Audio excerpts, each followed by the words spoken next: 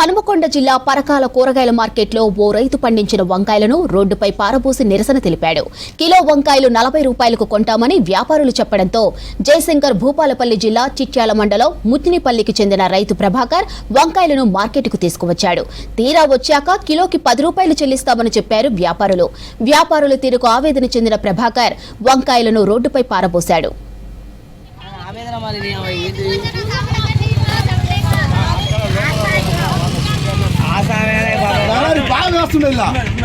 ఎందుకన్నా వ్యవస్థ ఎందుకు బతుకుతారన్నా పిల్లమూలు కష్టపడి చెబితే మీరు చేసే కట్టేనన్నా 500 రూపాయల కూలి 400 రూపాయల కూలి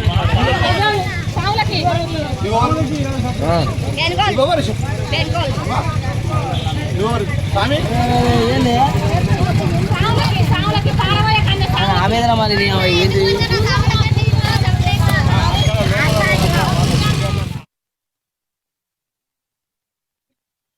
ఎందుకన్నా వ్యవస్థ ఎందుకు బతుకుతారన్నా పిల్లమూలు కష్టపడి చెబితే మీరు చేసే కట్టేనన్నా 500 రూపాయల కూలి 400